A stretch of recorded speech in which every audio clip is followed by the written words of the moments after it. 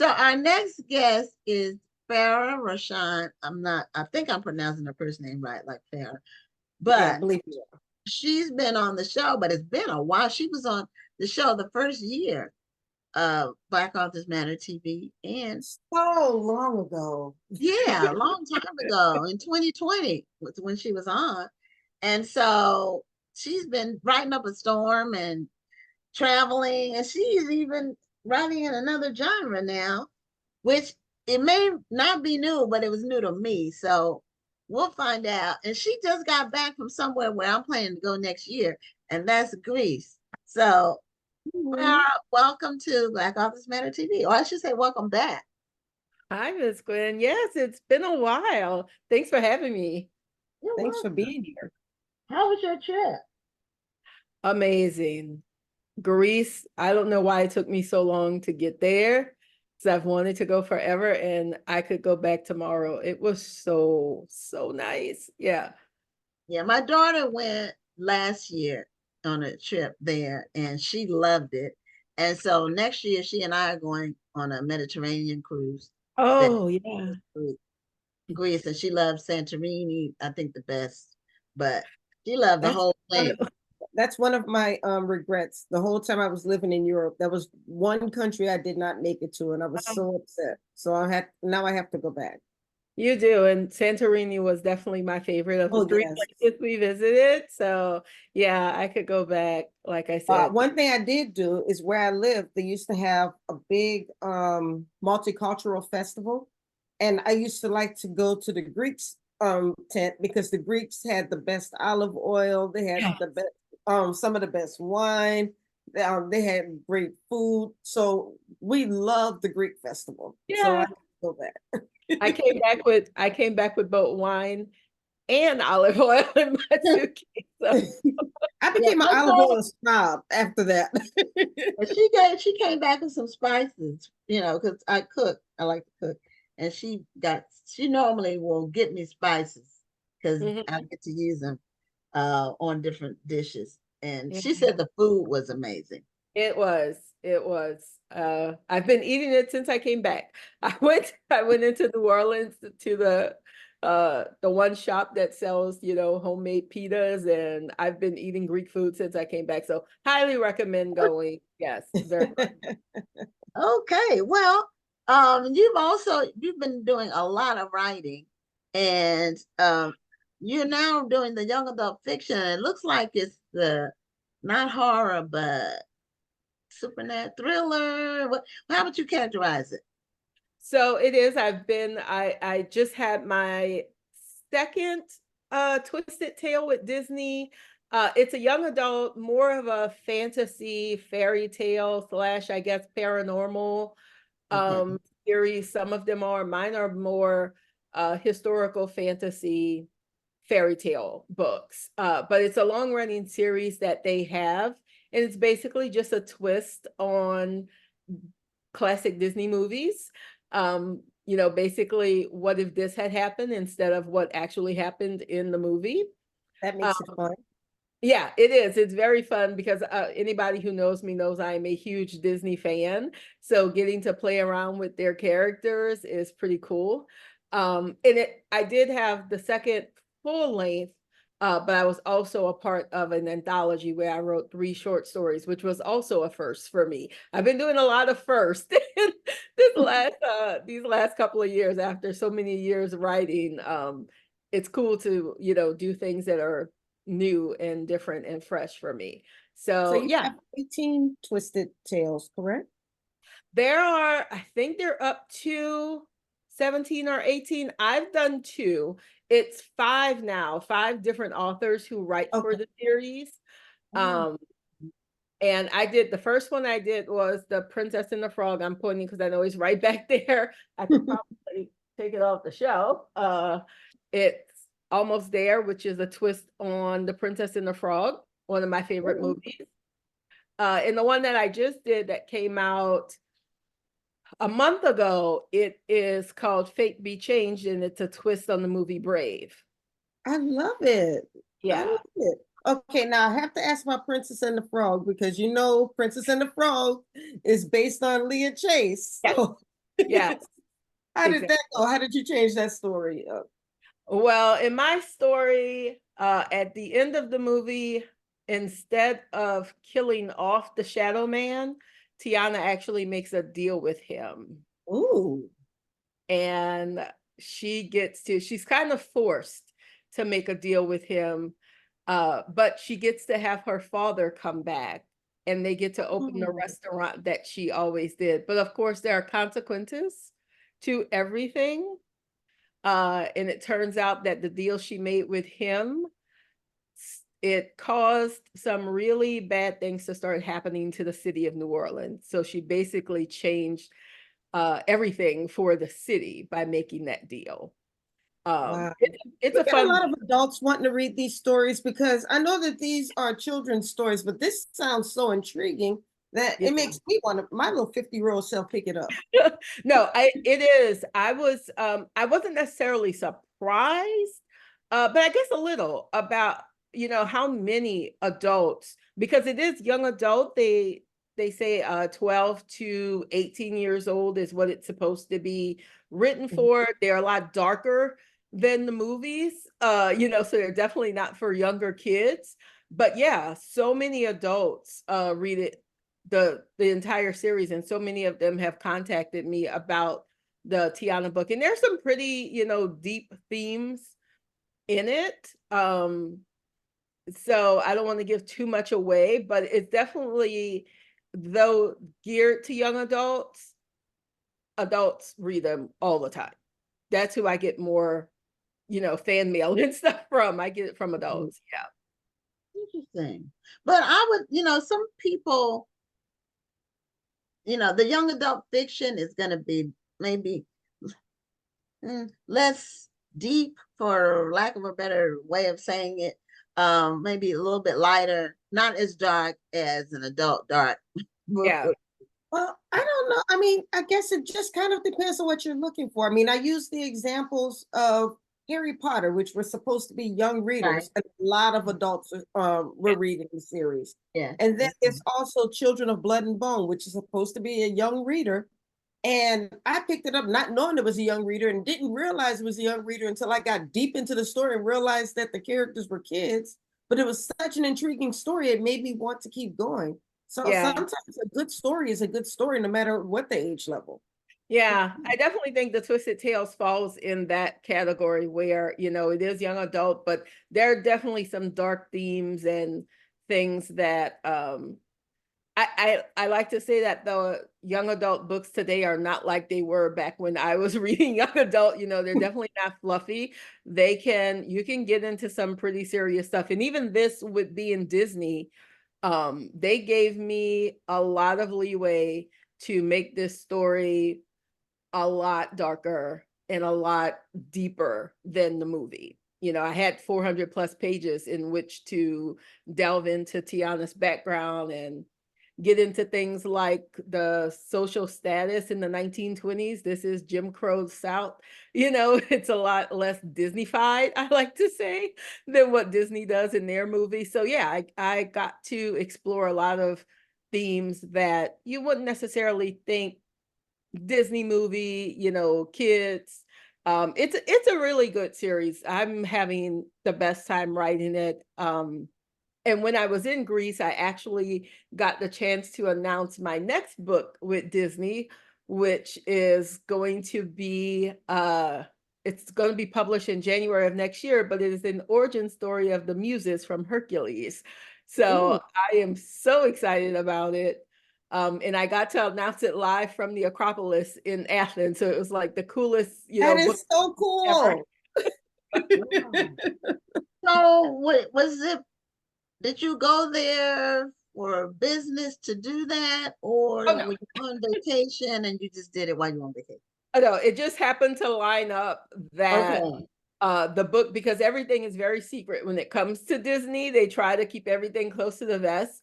Mhm. And the cover hasn't been revealed yet, but someone showed me that the book was already on Amazon for pre-order. And I thought, oh my goodness, no one is supposed to know about this yet. So I contacted them and I said, well, since the cat's already out of the bag, I'm going to, Right. wouldn't this be cool? And they thought, yeah, that would be cool. So do it. So it just lined up perfectly I see, with that's my what you vacation. call support. They just say, go ahead and do it. It's going to be cool. We know you're going to do a good job. I love it. Yeah, That's yeah, support and trust.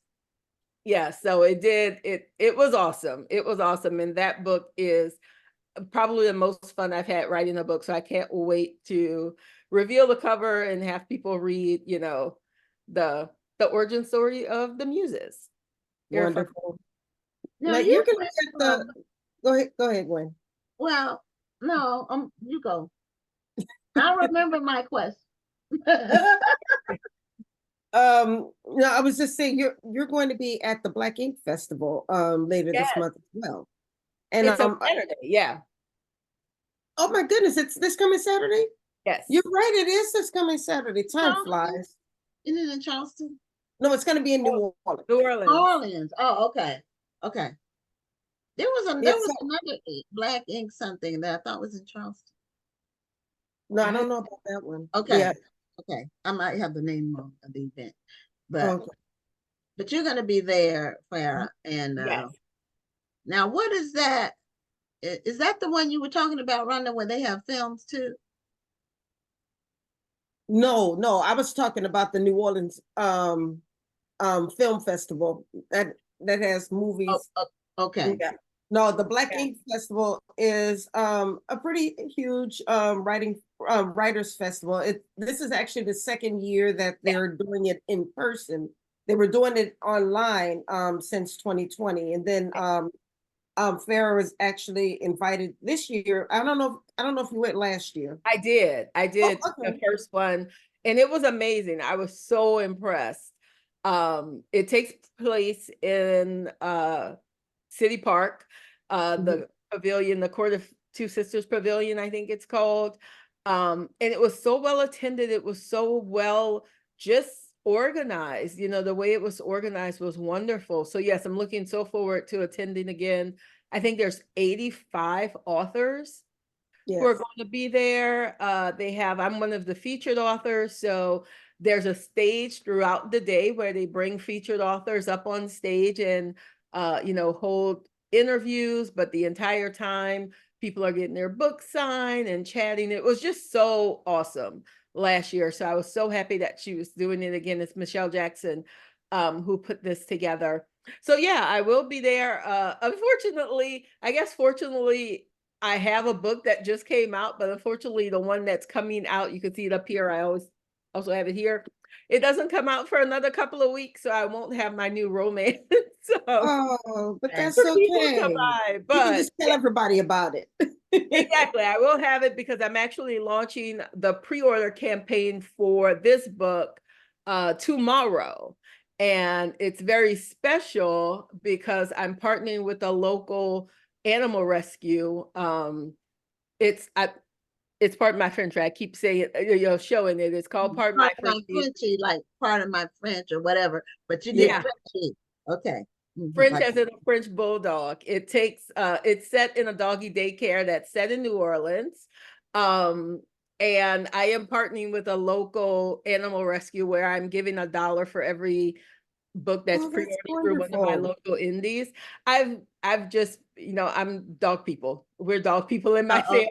family, and most of them have been rescues. So I thought, instead of buying a bunch of like stickers and stuff that people usually do for pre-order campaigns, why not give that money to a place that can really use it? So I will be asking people to pre-order on Saturday and, until the book releases on June 4th. But I'm excited. I'm excited about launching the pre-order campaign tomorrow and on Saturday, meeting up with some author friends who will be there and just all the people who came out last year. I'm hoping we get some of them this year too, because it was fabulous last year. Oh, that's nice. And such kind words about Michelle. I just recently met Michelle face to face. And well, face to face over Zoom, but it's still face to face. And yeah, she's a very nice lady. She's doing a lot of great things in the literary community. So I'm really happy for her and what she's doing with Black Ink Festival. Yeah, it should be good. Now, how is it? How do you manage shifting from one genre to another with your writing, with Yeah, romance, and then And how many genres are you writing in? so it is just the YA fantasy, and of course I'm always going to write romance. That's what I've been doing forever, and I love it. But when the opportunity came to write for Disney and to write in YA, I had to take it because I love Disney and I just thought it would be a cool challenge. And it actually works better than I thought. I kind of see it as each book is a palate cleanser. You know, it's like I write a romance and then I switch to the YA book and it's like, okay, it's something different. And by the time I'm done with the YA, it's time to write another romance. It's like, oh, cool, I get to play with this again. So it's actually, I think, because even writing YA romance, I think it wouldn't be uh, as much fun. I think the fact that even though there is a little romance in both of all three now of the books I've written for Disney, there's just a touch of romance because I have to have that. It's not, it's not the sole purpose of the book. It's not the genre. So it's different enough to where, like I said, it's a little palate cleanser. I get to play in these two different worlds and it just works. That's really, really good to hear. And there are people who are writing in multiple genres, switching from one to another, altogether, or like before, you know? Yeah. It keeps it fun, it keeps it interesting. You don't Yeah. feel like you've put yourself into a box and you get to exercise your writing chops on something new. Yes. I didn't realize I was as creative as I am. This really writing the fantasy, because I always said that I never wanted to write something where I had to create my own world or historical because you have to do so much research with that. And basically the Disney books are all of those things I always said I would never write. Historical, both of them, all three of them now have been historical in ways and lots of fantasy. But it's really cool. And I remember the first time with the Tiana book, my editor could tell I was holding back. And she said, just let your imagination run wild. And when I did, I just started having fun. It was just so fun and so different that, yeah, I really like going between the two. And I really like writing the young adult fantasies as well. I was actually just going to ask, when you're writing these young adult fantasy books, I know you said that you didn't want to do all of the research that it would take to do a historical fiction book or a science fiction book. I know a lot of times science fiction authors say that they can do it. It's not that much research. Yes, it is. You have to make all of that make sense. Yeah. But when you're writing these young adult books, are you just really just letting your imagination go wild and you're writing down what's in your imagination, or do you have to really work hard to still, in a way, try to stay true to the original story? That's the one thing that's different with the books I write. I am dealing with Disney stories.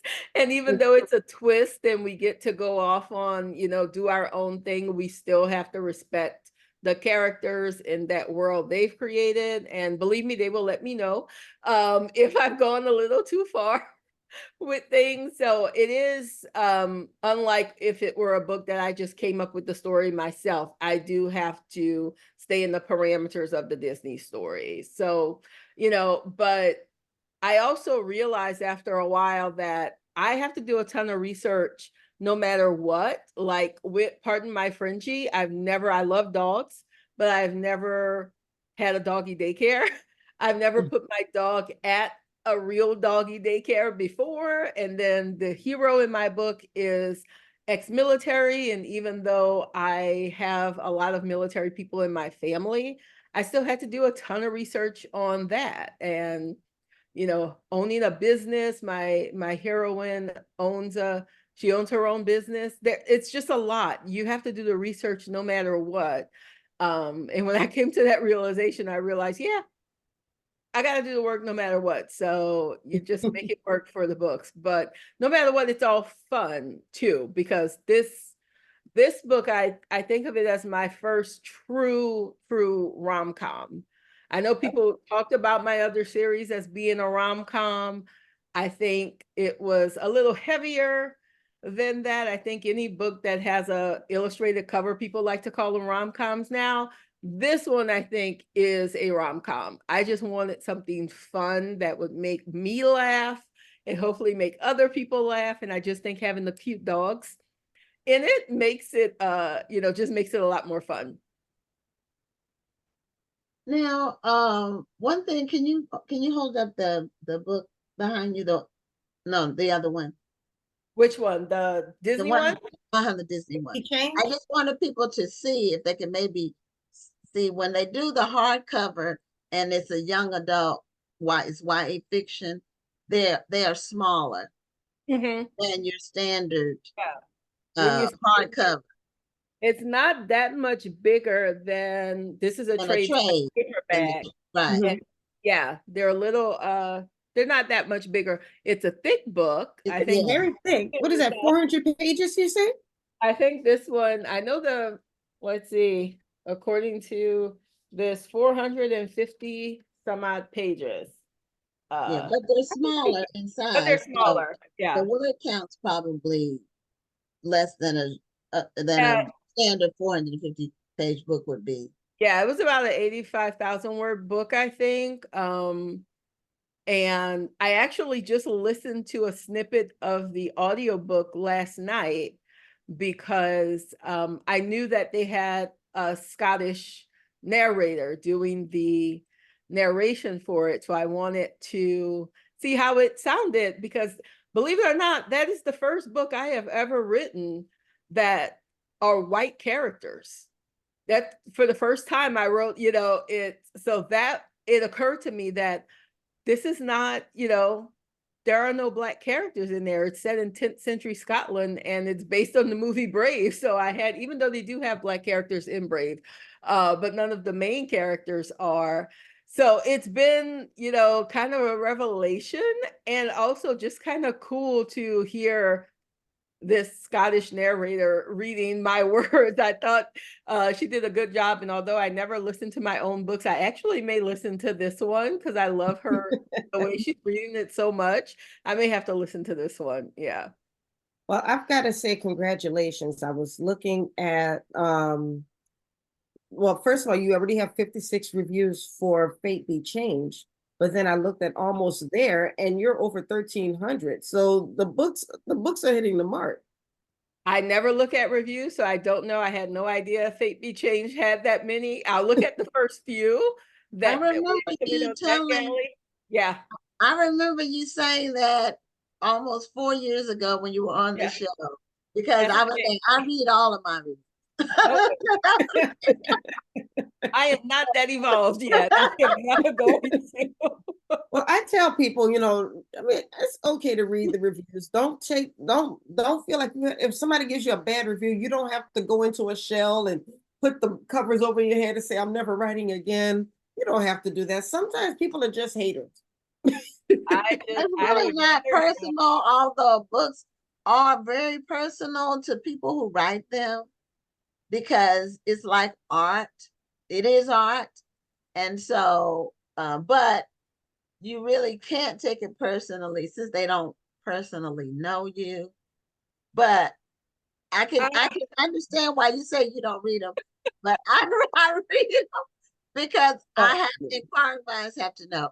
The good thing is that they're hitting the mark. People are reading the books, which is wonderful. Yes. If you have 1,300 reviews, that's a lot of sales. Yes. So that's the main thing. The series is it's a pretty popular series. And I think it's probably the only other book I have with more is The Boyfriend Project, which was the first book in my romance series from a few years ago. That's the only one I think that had more reviews than Almost There. So I'll look at the numbers. I just don't read the reviews. But if I go on Amazon or Oh, something, okay. So you do look at the I will numbers. see. Okay. I can see the numbers just because the Yeah. other day I had to get the ISBN for the Boyfriend Project, and that's what I noticed. I was like, oh wow, that's a lot of reviews, and then click. Whatever So works. now, just very quickly, because I know that we only have a couple of minutes left. But with this series, do you get assigned a Disney story, so to speak, or do you get to choose the story that you want to expand and twist? So they brought me in to do The Princess and the Frog because they wanted a Black author to do it. And I'd actually approached them about doing The Princess and the Frog as an adult romance, because they also have a series for that. But they gave me options for, it was initially a 2-book deal, and they gave me options for the second book, or because they know what they want to come up. But I don't even know what the other books were, because as soon as my editor said Brave, I said, yes, that's one of my favorite Disney movies. So, but I do have others coming out. Again, I can't talk about them because they don't like you to do that. But they gave me, what about this book? And what about this movie? And so, yeah, it's kind of a discussion. And they want to know what you want to do. But I love Disney, so I can't think of anything that I would not say yes to, because I'm just such a huge Disney fan. So, yeah. Well, have you been on a Disney cruise since you are a Disney fan? So many, yeah. I think Oh, okay.